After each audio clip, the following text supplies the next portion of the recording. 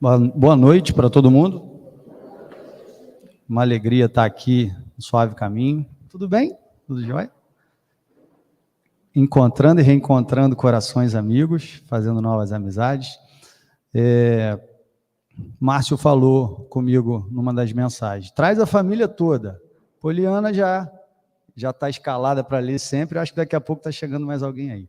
Mas, gente, eu cheguei aqui e vi os alertas sobre o Novembro Azul, né? E aí, não por acaso eu acabei vindo de azul, né? O acaso não existe. E me fez refletir, sabe, Cadu, sabe, Márcio, essas datas simbólicas, Novembro Azul, Outubro Rosa, Setembro Amarelo, enfim, elas servem para nos alertar, acima de tudo, que a gente precisa cuidar do principal instrumento que o Pai nos proporcionou para essa caminhada evolutiva, que é o nosso corpo, que é a nossa saúde, indo além, não só a saúde física, como saúde mental. Então, um apelo a todos nós, homens nesse caso, que a gente possa, de fato, se prevenir, sem nenhum tipo de preconceito, com muito amor à nossa vida e amor à nossa saúde, e que esse Novembro Azul ele possa ser de novembro a novembro, que a gente se cuide não só nos novembro, não só nos outubro, não só nos setembros. É muito importante que a gente possa ser considerado, quando retornar para a espiritualidade, como completistas da jornada, que a gente não malbaratou a nossa saúde por algum descuido ou por algum tipo de preconceito. Então, que façamos desse novembro para ser de novembro a novembro. Obrigado pelo alerta que vocês nos deram, e eu já estou me cuidando também, já passei dos 40. Gente, é uma alegria estar aqui, como eu já falei. O tema proposto para hoje é o planejamento reencarnatório. Vocês aqui não estão vendo, né? Melhor chegar... Estão vendo? Tudo bem, se qualquer coisa vocês falem comigo. E antes de adentrar o nosso bate-papo, eu queria fazer algumas reflexões com vocês, lembrar algumas coisas. A balinha ficou para o final, hein? Todo mundo que vem aqui ganha uma balinha do nosso irmão ali. Algumas reflexões que o Cristo nos deixou e que a doutrina espírita, com toda certeza, vem ajudando a facilitar esse entendimento. A primeira é a existência dessa energia, dessa força criadora, que é Deus, e que a gente vem aprendendo sem nenhuma crítica a nenhuma outra forma de professar a fé, que a gente não deve personificar Deus. Porque se a gente... Kardec foi muito sábio, como sempre foi, e na pergunta número 1 do Livro dos Espíritos ele fala: o que é Deus? Se vocês observarem bem, a pergunta não é quem é Deus, o que é Deus? E os Espíritos respondem de maneira muito objetiva, muito curta e objetiva: inteligência suprema, causa primária de todas as coisas. Então, essa é a grande verdade que a gente está aqui para, a partir dela, seguir a nossa conversa. Outra verdade também que o Cristo nos deixou e que a doutrina nos ajuda a entender cada vez mais é a principal lei universal, que serve para todos os orbes, que é a lei do amor. Eu sei que a gente tem dificuldade de cumprir as leis, né, Márcio? Às vezes a gente atravessa um sinal de trânsito, às vezes a gente... Mas a lei do amor... E a gente tem também dificuldade, até pela nossa pouca inteligência, enquanto habitantes de um mundo de provas e expiações, de entender o que é amor. Amor, muitas vezes, a gente confunde só com ternura, com afinidade, quando, na verdade, o Cristo nos veio para facilitar o entendimento de Moisés, os 10 mandamentos. O Cristo resumiu em 2: amar a Deus sobre todas as coisas e ao próximo como a si mesmo. E amar, sobretudo, o nosso próximo com quem a gente tem dificuldade de conviver. De que maneira? Através da verdadeira caridade. A gente está aprendendo aqui também que fora da caridade não há salvação. Só que a gente não pode entender caridade só como uma caridade material. Ela pode até ser um início, um pontapé, mas ela não é só material. A doutrina dos Espíritos também nos ensina que a caridade ela é resumida em benevolência, indulgência e perdão. Benevolência é fazer o bem a todo tempo. Indulgência é sermos indulgentes para com o próximo, principalmente para com o erro do próximo. E perdão talvez a mais difícil, mas a mais necessária, talvez a que mais se aproxime do amor, perdoar aqueles que nos agridem de qualquer forma. E o maior exemplo que nós tivemos foi o Cristo. Quando depois de só ter nos amado verdadeiramente, foi perseguido, condenado, torturado e crucificado. E na cruz, ele ainda nos lembrou: perdoa, Pai, porque eles não sabem o que fazem. A gente não está aqui dizendo que é fácil, mas se o Cristo é o modelo e guia, é ele que a gente precisa se basear. Até porque é importante lembrar que ele, como nós, foi criado simples e ignorante e conseguiu atingir a perfeição moral, conseguiu atingir a luz, como também nós atingiremos. Tenho certeza disso. O próprio Cristo nos deixa. Nenhuma ovelha ficará para trás. E a gente vai falar um pouco disso nesse nosso bate-papo. Finalizando essas reflexões, a importância do trabalho constante no bem. Porque às vezes a gente confunde trabalho constante com esse trabalho, esse labor, que faz com que a gente sustente a nossa carne, a nossa matéria. Nós estamos matéria, então nós precisamos trabalhar, mas o trabalho constante ele precisa ser no bem. Sobretudo, modificando as nossas estruturas morais, promovendo a nossa reforma íntima, promovendo a nossa mudança de comportamento. Eu costumo dizer, eu sou até meio monotemático nesse ponto, que a gente investe muito tempo querendo mudar o próximo, quando, na verdade, a verdadeira mudança começa conosco, e aí a gente muda nosso prisma, a nossa perspectiva, e consegue enxergar o próximo com indulgência, com perdão, com benevolência e com amor. E aí, mais duas verdades de tantas que a doutrina e o Cristo nos deixam. A imortalidade da alma. A imortalidade da alma. Quando a gente se despede desse macacão carnal, a gente continua vivo enquanto espírito. E aí, chegando no nosso tema de hoje, a imortalidade da alma com a metodologia divina, misericordiosa e de amor do Cristo e do Pai para conosco, sobretudo, da reencarnação, que é a oportunidade que cada um de nós tem de seguir caminhando. Eu gosto de usar um exemplo que a gente aprende nas casas. Nessa escola da vida, cada vivência, cada encarnação é uma série escolar, para a gente chegar até o final. Quando a gente vacila numa disciplina, numa matéria, o que acontece? A gente precisa repetir de ano. Então, o Pai é tão misericordioso que Ele dá quantas chances nós precisarmos para atingirmos essa perfeição moral. E nós já estamos, há séculos. Agora, a partir do momento que a gente se dedica com disciplina, com amor, e mudando a nossa forma de agir, a gente vai seguindo. A gente vai seguindo. Então, é um pouco sobre isso que a gente quer falar. Porque na erraticidade, que é o intervalo entre uma encarnação e outra, né, no momento que a gente está no plano espiritual, a gente tem a possibilidade, sim, de aprender muito, de estudar, de trabalhar, mas lá, é importante que a gente saiba, a gente consegue até uma evolução intelectual. O que é a evolução intelectual? Quando a gente aprende, de fato, os ensinamentos. Agora, a evolução moral, ela se dá quando a gente pratica esses ensinamentos. E a caminhada evolutiva, ela só se dá dessa maneira conjunta, da evolução intelectual, aprendendo esses ensinamentos, e da evolução moral, colocando em prática. E a evolução moral, a gente consegue, de fato, é encarnado. É convivendo com as diferenças. É estando na mesma família daqueles que a gente não tem tanta afinidade.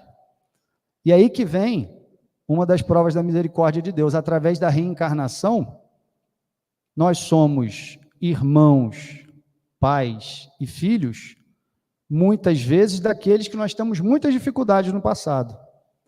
Só que aí você passa a amar, desde que nasce, com muita ternura, aquele serzinho que você acha que é seu, mas é emprestado de Deus, e a partir dali você começa a conviver com ele, amando e aprendendo a ser amado. Então, a gente vai se perguntar, como é que funciona lá? Está chegando perto de eu reencarnar, eles pedem para eu preencher uma fichinha e vou ter o acoplamento no corpo? Não. Primeiro eu preciso lembrar a vocês da importância da gente aproveitar esta encarnação, dentre vários motivos, um deles é, as comunicações sérias nos dizem que a fila para reencarnar está enorme. Há quem diga que é uma proporção de cada encarnado aqui para 3 esperando uma oportunidade. E é simples observar isso.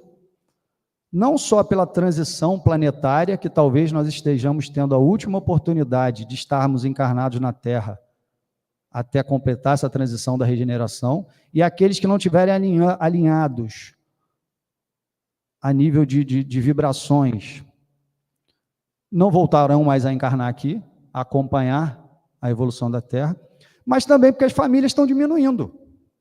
É só vocês olharem aí que as pessoas estão tendo 1, 2, no máximo 3 filhos. Isso aqui não é uma crítica, é uma constatação. Então, a importância de aproveitarmos esse momento é porque está cada vez mais difícil ter outra chance dessa. Aqui tem um casal que ainda não está colaborando para a habitação desse orbe, mas em breve nós vamos trazer essa boa notícia. Então, gente, diante de tudo que a gente está falando, a gente está aqui para entender como se dá o planejamento da nossa encarnação. Como foi o nosso planejamento para essa encarnação e talvez até como será o planejamento para as próximas. Porque, não vou falar não, deixa a gente falar aqui. Então, é importante a gente falar que o objetivo do nosso bate-papo de hoje,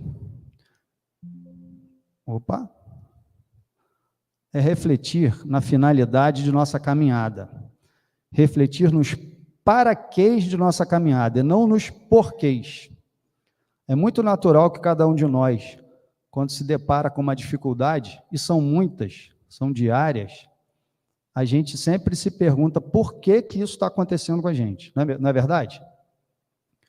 Se a gente começar a treinar, e treinamento é disciplina, disciplina nos leva ao aperfeiçoamento. Se a gente começar a treinar, ao trocar a pergunta do que para o para quê?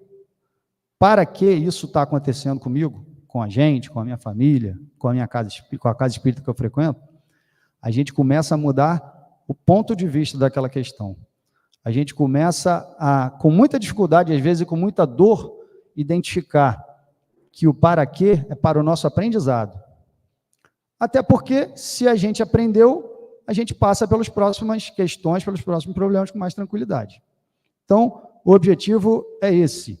E aí, a gente precisa entender que 2 eixos centrais da doutrina falam de planejamento reencarnatório. O primeiro é de que ele pode ser concebido pelo próprio espírito, esse planejamento, antes de encarnarmos, pode ser concebido pelo próprio espírito, quando ele reúne, olha o que a gente falou, opções morais e intelectuais para tal. Então, isso é um ponto. O outro ponto, aí no Livro dos Espíritos, desculpa falar com vocês, traz que, abre aspas, ele próprio escolhe o gênero das provas por que há de passar, e nisso consiste o seu livre arbítrio. Então, aqui está dizendo que se a gente teve condição moral e intelectual para escolher o nosso planejamento reencarnatório, fomos nós, aqui ó, que escolhemos o gênero das provas que a gente precisa passar. Fomos nós que nos matriculamos nessa série escolar, dizendo, eu preciso passar por essas provas. Esse é um ponto. O outro ponto é, através de um espírito mais esclarecido designado para tal tarefa. Olha, mais uma vez, a prova do amor de Deus para com todos nós. Ou ele nos dá a oportunidade, através do livre-arbítrio, ou de um espírito mais esclarecido, um irmão protetor, um anjo da guarda, não importa como vocês queiram chamar, para nos auxiliar nessa tarefa. E o Livro dos Espíritos ainda fala o seguinte, Deus sabe esperar, não apressa a expiação. Quem tem pressa somos nós, né? Quem tem pressa somos nós. Eu gosto de usar um exemplo do seguinte, a ciência dos homens já está provando o que a ciência espírita nos ensina há 160 anos atrás o seguinte: o nosso planeta, o nosso orbe, tem 4 bilhões e meio de anos que foi criado. 4 bilhões e meio de anos que foi criado. A nossa raça humana, Homo sapiens, não é isso? Mais ou menos 100 mil anos. Cristo veio a 2023. Então, 4 bi e meio, 100 mil, Cristo veio a 2023. A doutrina espírita, 160. E eu quero que muitas soluções aconteçam de uma hora para outra. Está vendo como é que a gente apressa as coisas? Mas está aqui, ó. Deus sabe esperar, não apressa a expiação. Todavia, pode impor certa existência a um espírito quando este, pela sua inferioridade ou má vontade, não se mostra apto a compreender o que lhe seria mais útil. E quando vê que tal existência servirá, destaco, para purificação e progresso do espírito, ao mesmo tempo que lhe sirva de expiação. É o que a gente chama muitas vezes de reencarnação compulsória. Aquele espírito não quer vir, mas é dada a oportunidade para ele vir. E aí talvez a gente esteja se perguntando, eu me perguntei isso, por isso que eu estou trazendo para vocês a seguinte reflexão. Está lá no Livro dos Espíritos. E aí, em que condições nós nos encontramos? Será que eu participei do meu planejamento reencarnatório porque eu estava em condições morais e intelectuais ou planejaram para mim? E a resposta que eu dei à minha indagação foi a seguinte: não importa. Não importa. E aí, por que eu me peguei nesse não importa? Eu lembrei do Cristo, quando queriam apedrejar Madalena, ele falou, atire a primeira pedra, aquele que nunca pecou, as pedras caíram, e ele falou para Madalena, vai e não peques mais.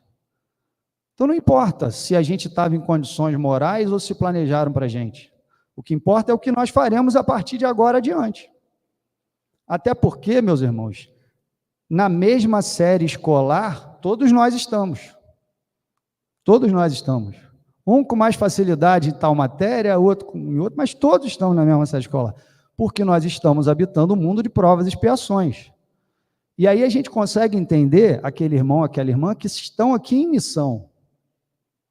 São poucos. Me ajudem aí. Madre Teresa de Calcutá, Chico Xavier. São poucos. O resto nós estamos todos na mesma série escolar. Então não importa a gente sair daqui imaginando se a gente teve condições de planejar ou se planejaram para a gente. O que importa é que estamos aqui matriculados e ainda em tempo de passar de ano para não ter que repetir. Tá certo? E aí vem uma pergunta. Todos os espíritos em evolução vão reencarnar? Vou dividir com vocês aqui. Quem acha que está em evolução? Levanta a mão. Sabe por que todos nós temos que levantar a mão? Porque enquanto nós não atingirmos a elevação moral, a luminosidade de sermos espíritos puros, espíritos crísticos, nós estamos em evolução. E lembrando que a gente nunca retrocede. A gente pode até estagnar. Então, por isso que nós estamos em evolução. E a resposta facilita nesse sentido. Se todos os espíritos em evolução vão reencarnar, é uma pergunta que está na questão 171, não exatamente dessa forma, coloquei assim para a gente entender melhor, e os espíritos respondem o seguinte: todos os espíritos tendem para a perfeição, todos nós. E Deus lhe faculta os meios de alcançá-la, proporcionando-lhe as provações da vida corporal. Continuando, sua justiça, olha lá, para não dizer amor, sua justiça, porém, lhes concede realizarem novas experiências, o que não puderam fazer ou concluir numa primeira prova. Vocês entendem que a reencarnação é mais uma forma de amor de Deus para conosco? Olhando por esse prisma? Às vezes não é que a gente não se esforçou, não deu tempo de concluir algumas provas. Então a gente vai ter outras oportunidades. Continuando, o homem que tem consciência de sua inferioridade, vamos parar um pouquinho aqui, o que é consciência de sua inferioridade? Não seria humildade? De entender que ainda temos muito a caminhar? Então, o homem que tem consciência de sua inferioridade, aure consoladora esperança na doutrina da reencarnação. Eu sei que eu preciso me esforçar, mas eu sei que eu terei chance de continuar.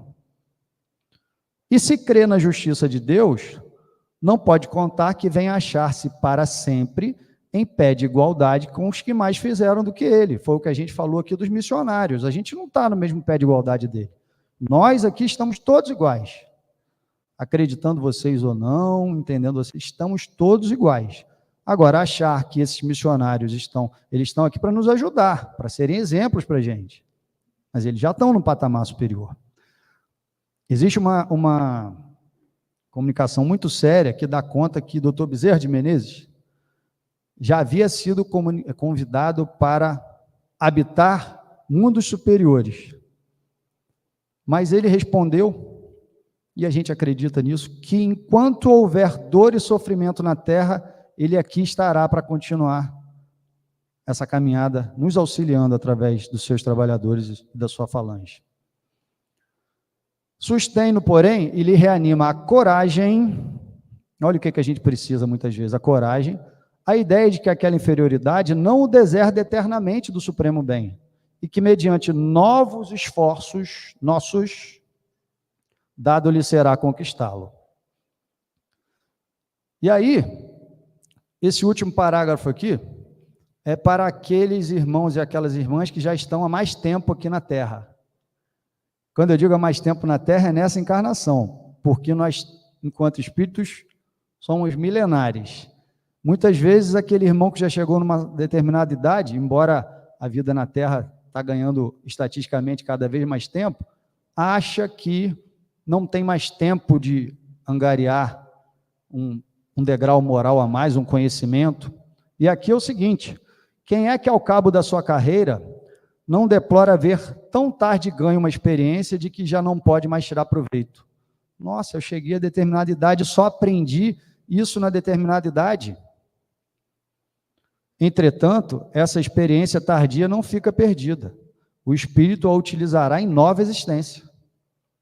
O nosso perispírito fica ali marcado, fica gravado tudo que a gente fez, de bom e não tão bom. O nosso campo mental, como já nos ensina André Luiz, a mesma coisa. É um HD de memória inacabável, que está ali tudo gravado. E quanto mais o bem a gente fizer, vai apagando o bem que a gente deixou de fazer. E aí vem aqui uma parte que eu gosto muito, que é a responsabilidade do livre-arbítrio. E por que responsabilidade? Porque a gente tem a mania, o equívoco, de dizer que nós ou os outros são culpados de determinada coisa. E a doutrina nos ensina, quem chegou lá, Márcio? E a doutrina nos ensina que essa palavra culpa deve ser trocada por responsabilidade. Nós somos responsáveis por tudo aquilo que a gente faz ou deixa de fazer. E o livre-arbítrio talvez seja irmão gêmeo da responsabilidade, univitelino. Sabe por quê? Porque o livre-arbítrio é aquela possibilidade de fazermos o que quisermos, mas de arcar com as consequências do que a gente fizer. Ou seja, a gente pode plantar o que a gente quiser, mas a gente vai colher o quê? O que a gente plantou. Está aqui o livre-arbítrio. E aí, sobre a responsabilidade do livre-arbítrio, o Livro dos Espíritos, na questão 258A, traz que, dado ao espírito a liberdade de escolher, Deus lhe deixa a inteira responsabilidade de seus atos e consequências que tiverem. Não é por aí? Continuando, nada lhe impede o futuro. Aberto se lhe acham assim o caminho do bem para como o mal. Está aqui. É contigo. E se vier a sucumbir, que muitas vezes é o que acontece com a gente, restar-lhe-á a consolação de que nem tudo se lhe acabou, e que a bondade divina lhe concede a liberdade de recomeçar o que foi mal feito. Mas a gente não precisa esperar a próxima encarnação para recomeçar o que foi mal feito, não. É a todo momento. É a todo dia. Eu vinha falando com o Poliana esses dias, que está chegando uma época do ano, que todo mundo para pensar, que é a virada do ano. Feliz ano novo, que esse ano eu vou buscar fazer isso, fazer aquilo, muita paz, aquela coisa toda. E antes aqui a gente falou sobre o Novembro Azul, que vocês trouxeram, e a gente concluiu que o Novembro Azul tem que ser de novembro a novembro. E esse Feliz Ano Novo, ou Feliz Natal, ele tem que ser todos os dias. A gente não precisa esperar 31 de dezembro para parar, para repensar a nossa caminhada. O sol, simbolicamente, nasce todos os dias, nublado ou não, para nos lembrar que é mais uma oportunidade que a gente está tendo. Então, se ele nasce todo dia, a gente não precisa esperar 31 de dezembro para recomeçar e nem outra encarnação para retomar a caminhada, não. É agora, é já, é através da nossa reforma íntima, da nossa mudança de comportamento.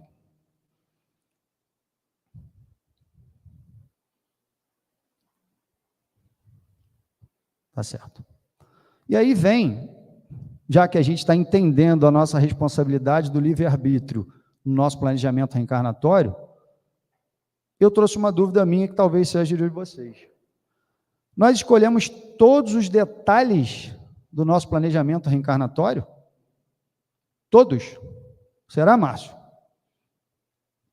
Eu não quero que amanhã ninguém te mande o WhatsApp, Márcio, eu fui lá ontem à noite, e já que tudo que acontece na nossa reencarnação foi planejado, eu preciso que você me explique, porque eu estou aqui com desconforto abdominal.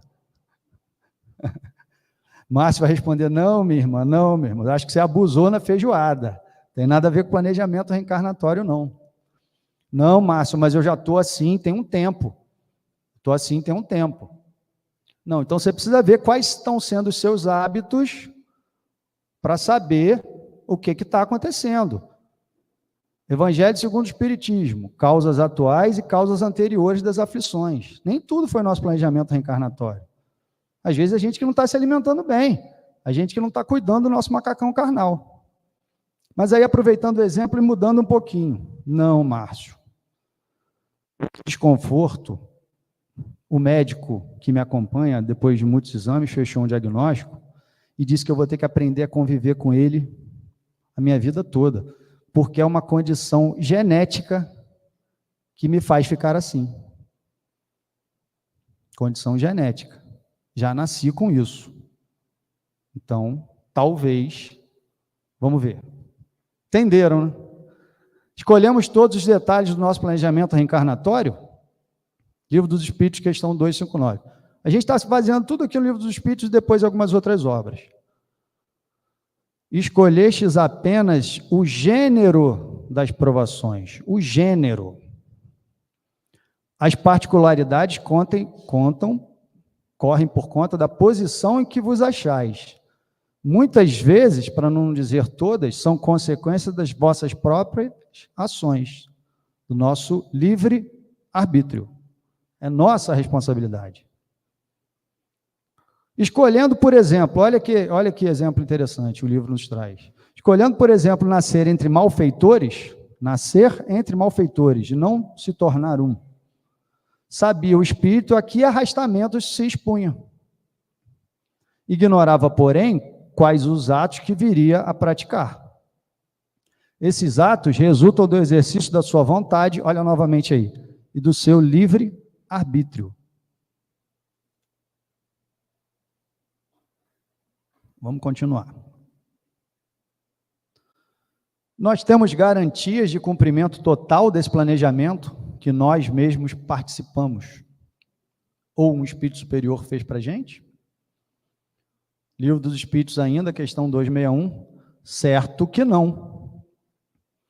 Pois bem haveis saber, espíritos, que desde o começo tomam um caminho que os isentam de muitas provas. Caminho que os isentam de muitas provas. O que seria isso? Tem um exemplo que eu gosto muito, de um espírito que nasceu com um planejamento reencarnatório de, num determinado momento da vida, perder o seu braço. Sabe-se lá o que ele fez com esse braço, né? Em outras oportunidades, mas não é o nosso papel de julgar. Então ele veio com essa prova de perder o braço num determinado momento da vida.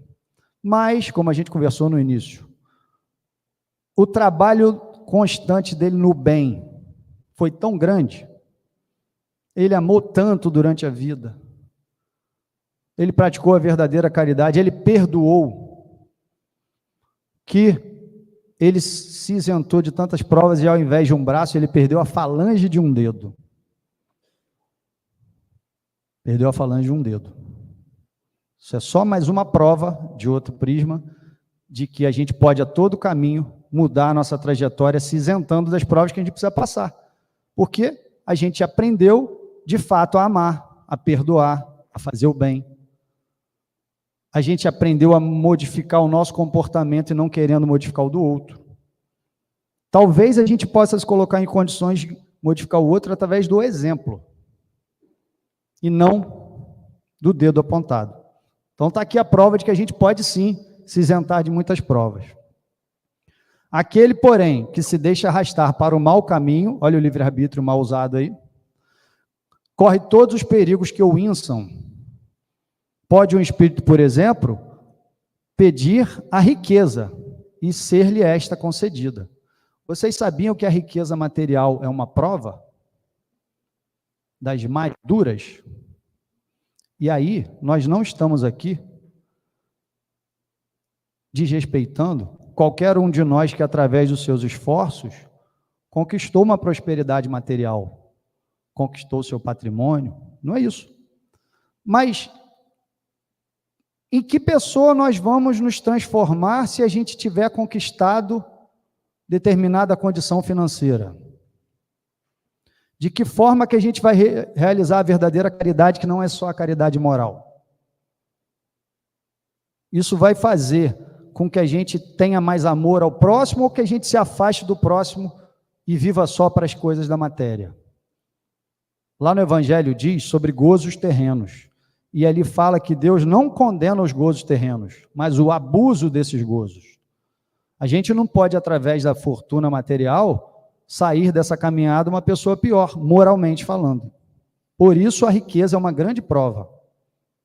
Por isso a riqueza é uma grande prova e é importante a gente pensar nesse sentido. Repito, não é aqui para a gente deixar de trabalhar e conquistar as nossas questões materiais, não é isso. É o que a gente vai fazer moralmente se chegarmos nesse momento. E aí, continuando, então, conforme o seu caráter, poderá se tornar um avarento ou um pródigo, egoísta ou generoso, é isso que a gente estava falando, ou ainda lançar-se a todos os gozos da sensualidade. Olha os abusos dos gozos aqui. Eu estou em matéria, eu preciso me alimentar, eu preciso me vestir, eu preciso me locomover, eu preciso ter os momentos de lazer, mas com equilíbrio. E tudo que faz nos tira do equilíbrio, nos coloca em situações contrárias à caminhada moral que a gente precisa ter. E aí, a gente conversou aqui que todos fomos criados simples e ignorantes, inclusive o Cristo. E aí a gente pode se perguntar se no início da nossa caminhada, ainda enquanto simples e ignorantes, engatinhando, rastejando como um bebê, se a gente tem condições de ser responsabilizado pelas escolhas desse planejamento reencarnatório, ou desse livre-arbítrio. É uma dúvida. Nenhum de nós aqui está nessa condição, porque a gente já está caminhando há séculos. Mas a cocriação está aí a todo tempo, com novos espíritos chegando. A resposta do Livro dos Espíritos é muito objetiva. Deus lhe supre a inexperiência, traçando-lhe o caminho que deve seguir, como fazeis com a criancinha. Ele pega no colo mesmo. Ele dá as mãos. Ele traz. Até que momento que ele faz isso com a gente? Que a gente já passou desse momento. Deixa-o, porém, pouco a pouco, à medida que o seu livre-arbítrio, olha ele de novo ali, se desenvolve. Todos aqui já têm o livre-arbítrio desenvolvido. Por quê? Nós temos condições de fazer escolhas. Todos temos. Senhor de proceder à escolha, olha aí, e só então é que muitas vezes lhe acontece extraviar-se, tomando o mau caminho por desatender os conselhos dos bons espíritos. Posso continuar? Posso?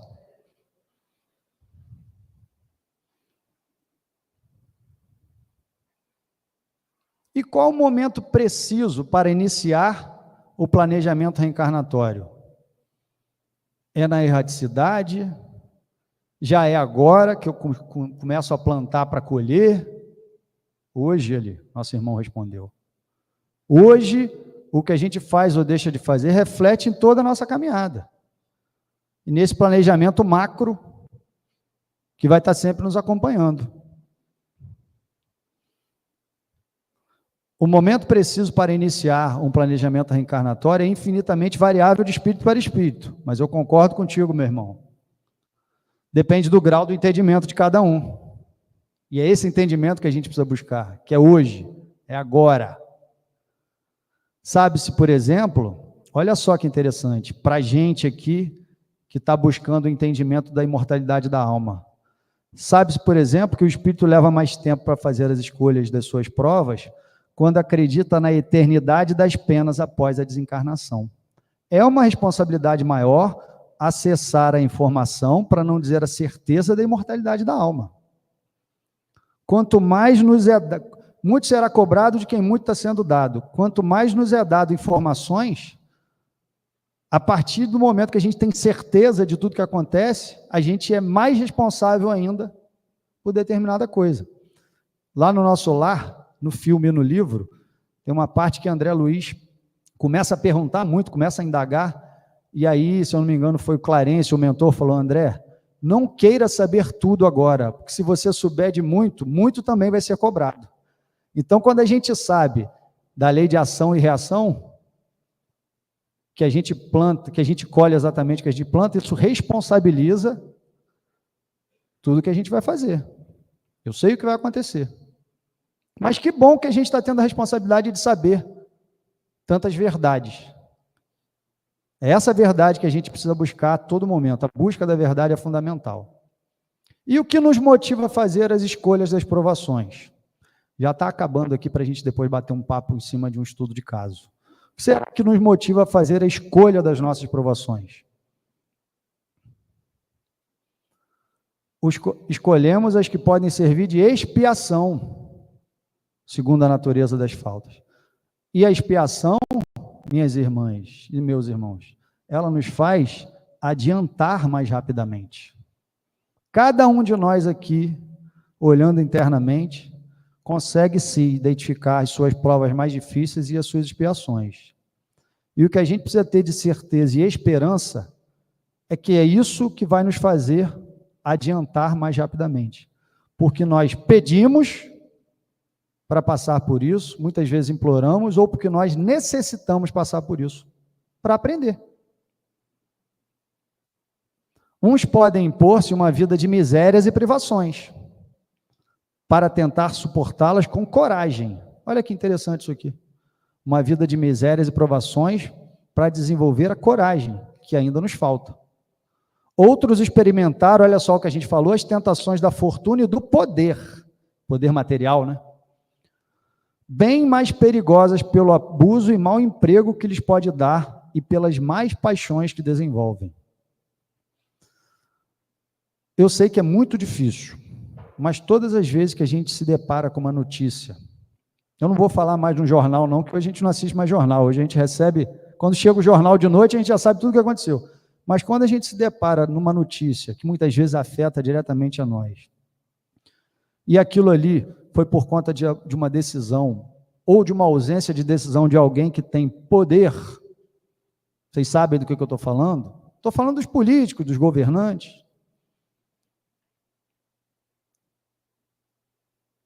As más decisões atingem a nós mesmos, mas atingem muito mais a eles enquanto ação e reação.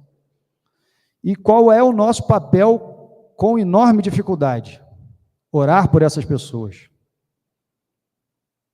Orar por essas pessoas, porque elas podem estar se colocando numa condição dificílima. Elas já nos colocam muitas vezes numa condição difícil. Provavelmente porque nós temos ligações com eles de outrora.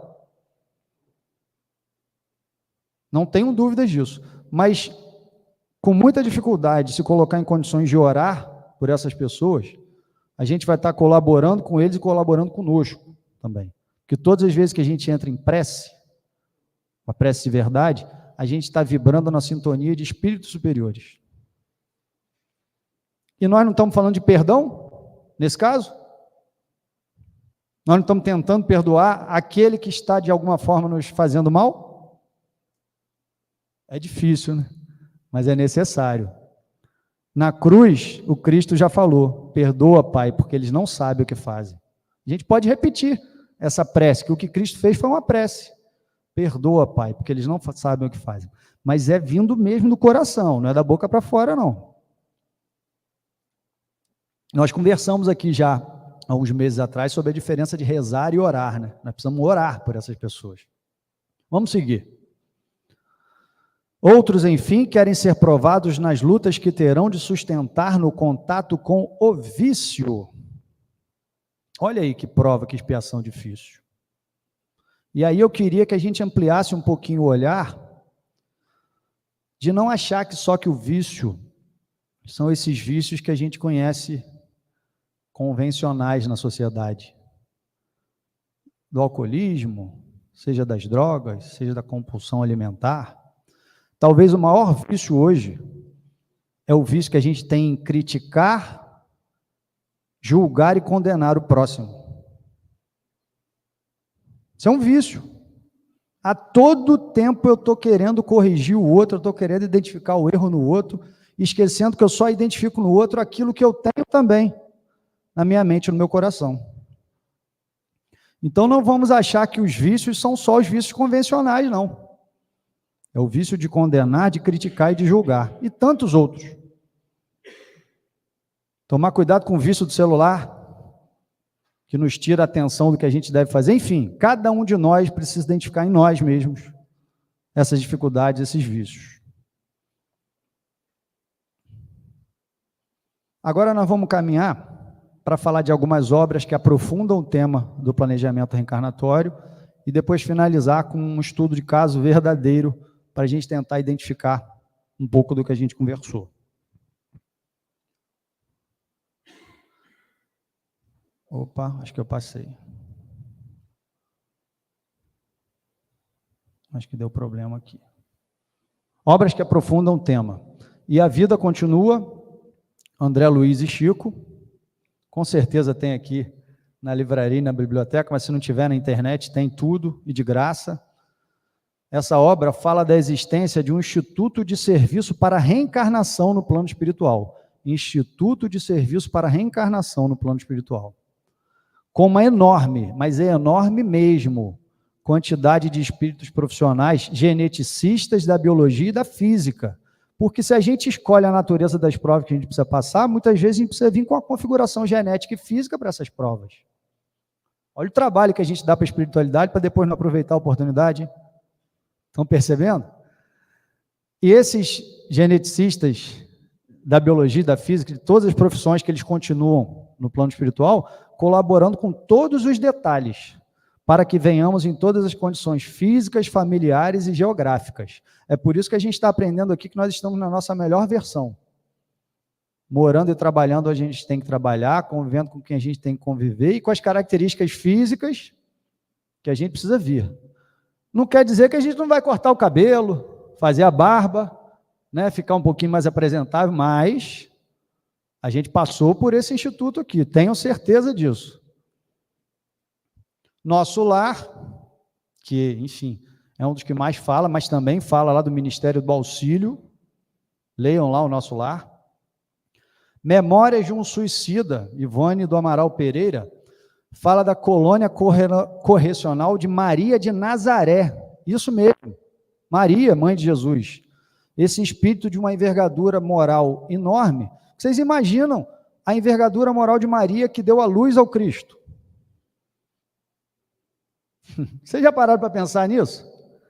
Então, colônia correcional de Maria de Nazaré, voltada para o atendimento aos suicidas, departamento de reencarnação.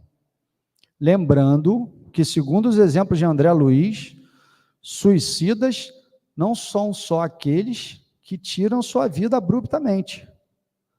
André Luiz chegou na espiritualidade como um suicida involuntário, um suicida moral, porque ele não cuidou da sua saúde como deveria cuidar.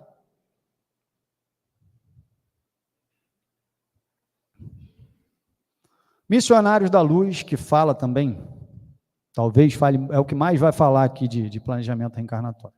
Agora eu queria que vocês acompanhassem comigo aqui a história de Estela. História verdadeira que aconteceu. E que é um exemplo de planejamento reencarnatório, que eu acho que muitos de nós, para não dizer todos, talvez vão nos identificar. A história de Estela está lá no livro de Hermínio de Miranda, Reencarnação e Imortalidade. Podem procurar lá. A seguinte história foi relatada por Edgar Cayce, acho que é isso, meu inglês não é muito bom não, né, Poliana? Notável médium americano, cuja última encarnação que temos notícia ocorreu entre 1877 e 1945. Então, uma história recente. A gente conversou de linha do tempo aqui hoje, né? É ou não é uma história recente? Vamos lá. Estela, vamos lá, gente, acompanha comigo. Estela era uma senhora simpática, tranquila e algo tímida, que sempre teve vida difícil. Sobretudo, depois que, por motivos conjugais, e financeiros, se viu na contingência de educar a única filha às próprias custas. Olha quantas Estelas existem hoje em dia, hein? Tranquila, algo tímida, com vida difícil, e que depois de um divórcio, de uma separação, se viu cuidando da sua filha única, com muitas dificuldades financeiras. Amigos de Estela a aconselharam, então, a trabalhar na área da enfermagem. Olha que área linda. Na área da enfermagem. Tempos depois, Estela foi encaminhada a uma família rica, que procurava alguém para cuidar de um parente enfermo, em troca de um bom salário e moradia para si e para sua filha. Vocês imaginam Estela na hora desse convite? Depois de passar por uma separação, com dificuldades financeiras, criando a própria filha, foi encorajada por amigos a trabalhar com enfermagem, provavelmente se preparou para isso, estudou, e recebe um convite para trabalhar numa família que ela ia ter bom salário, moradia para ela e para a filha. No mínimo, Estela estava em prece agradecendo, né? Se até a gente aqui está agradecendo pela sorte de Estela, vamos lá. O que será aquela imagem ali, meu Deus? Quando Estela viu pela primeira vez o enfermo do qual deveria cuidar, ficou chocada com a situação do mesmo. Olha a montanha russa de Estela e olha muitas vezes a gente se identificando nessas montanhas russas. Hein? Ela chegou na casa e se identificou com aquilo ali. Ó. É uma jaula? Será que é? Tratava-se de um homem de 57 anos, em completo estado de retardamento mental. Aí eu queria fazer só uma pausa com vocês. Nesse período, o tratamento com as pessoas de transtorno mental não estava tão evoluído como hoje, com acolhimento, com medicamento, com terapias.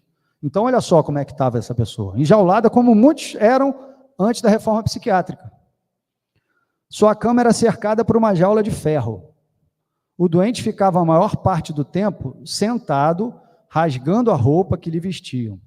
Recusava-se a comer, mantendo-se em permanente estado de imundície devido à falta de controle de suas funções fisiológicas. Todo mundo já entendeu qual era a condição desse paciente. Então, Estela, que estava em toda aquela dificuldade financeira, recebe um convite, fica feliz, agradecida, vai trabalhar e se depara com isso aqui. O olhar do paciente, do senhor de 57 anos, era vago. Observem isso aqui, vago, perdido em si mesmo. A inexpressividade ao falar indicava que não tinha a menor consciência do que ocorria à sua volta. Uma pessoa com fortuna, era uma família rica. Tomada de coragem, olha a coragem que a gente falou aí, Estela entrou na jaula, e a jaula mesmo, que não tem outro nome, né, para cuidar do paciente. Mas devido às condições reinantes, não conseguiu controlar as náuseas e se retirou. Assim como Estela, nenhum de nós talvez conseguisse. E talvez até desistíssemos dessa oportunidade. Vamos seguir. Posso seguir? Estão querendo saber? Presa de angustiante sentimento de desânimo, imaginou que a tarefa poderia ser superior às suas forças. Pausa, ponto, parágrafo. Quantos de nós, muitas vezes, não entendemos que a tarefa pode ser superior às nossas forças, né? Esquecendo que o auxílio está o tempo todo ao nosso lado, muitas vezes nos encorajando, como Estela também foi encorajada. Orientada por benfeitores espirituais, através do médium Edgar, entendeu já por 2 vezes no passado os caminhos de Estela e daquele homem haviam se cruzado. Os caminhos de Estela e daquele homem haviam se cruzado em encarnações anteriores. Está clareando, né? No Egito, olha lá, ele, aquele paciente, havia sido filho de Estela. O paciente foi filho de Estela. Olha o reencontro, hein?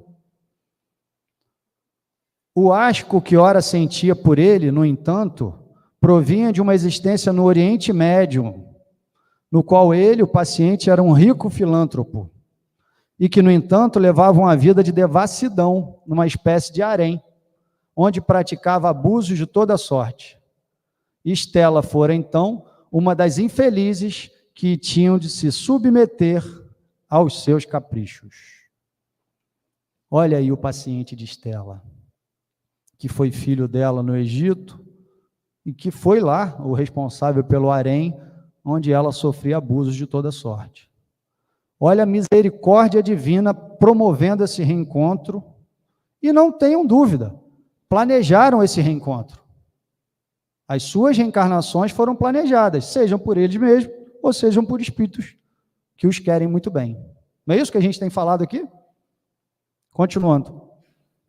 O reencontro de ambos, na presente reencarnação, visava o perdão mútuo, reajustando-os perante a lei de Deus. Perdão mútuo, de Estela para com o paciente, e do paciente para com Estela.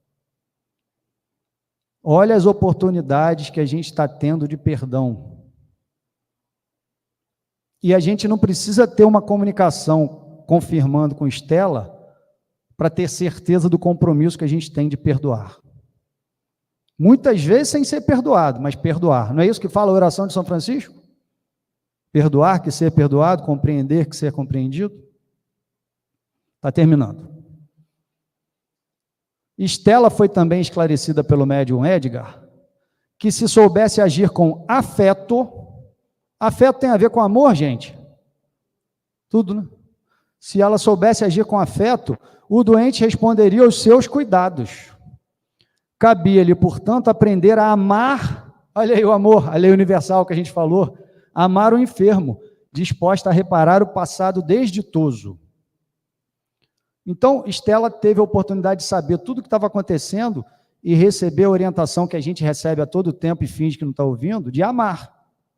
Amar o enfermo, nesse caso, e cada um de nós sabe quem a gente tem a dificuldade de amar, mas precisa amar. Cada um de nós sabe. Abandoná-lo não seria a solução, porque a ligação entre os dois continuaria em suspenso, a invadir os domínios das futuras existências. Lembrando que Estela jamais ouvira falar de reencarnação, como nós estamos ouvindo e tendo certeza. Olha as ligações e suspenso que a gente tem a oportunidade de deixar acontecer ou não. Se a gente não resolver nessa oportunidade, vai ficar em suspenso para os domínios das existências futuras. Edgar, o médium, ainda lhe disse que numa outra existência na Palestina, ela havia cuidado de crianças deficientes e que, portanto, ela estava habilitada ao trabalho junto ao paciente. Lembra quando a gente falou que tudo que a gente faz fica impregnado, ou melhor, fica marcado no nosso perispírito e no nosso campo mental? Se ela agisse com afeto, ela teria condições de cumprir a missão e não desistir. E aí, o que aconteceu? O que vocês acham que aconteceu? Será que ela soube agir com afeto? Vamos lá. Para encurtar a história, o pobre homem, de fato, respondeu ao tratamento carinhoso de Estela. Só eu que fiquei arrepiado aqui, ou vocês também? Respondeu ao tratamento carinhoso de Estela. Começou a alimentar-se espontaneamente, a conservar-se limpo e vestido. Olha o amor aí, o que faz. O verdadeiro amor, o que faz. E Estela estava ali amando alguém que não era próximo dela, né? Estava próximo naquele momento, mas não tinha nenhum vínculo dessa existência. Com o olhar pacificado, ele seguia Estela sem perder de vista um minuto. Olha aí esse filho na encarnação anterior, que depois fora um rico filântropo, que se entregou aos abusos da sensualidade, aos gozos da vida, envolvido com Estela, e a oportunidade que eles estão tendo desse perdão mútuo. Antes de agradecer, eu queria que a gente saísse daqui refletindo e aprendendo a agradecer a oportunidade da existência. E a oportunidade de conviver com aqueles com os quais nós temos afinidade e, sobretudo, com aqueles que a gente não tem afinidade. Porque é ali, na maioria das vezes, dentro de nossas casas, no nosso ambiente de trabalho, na casa espírita, na nossa vivência diária, que nós planejamos ou permitimos que fosse planejado a natureza das provas que a gente precisava passar.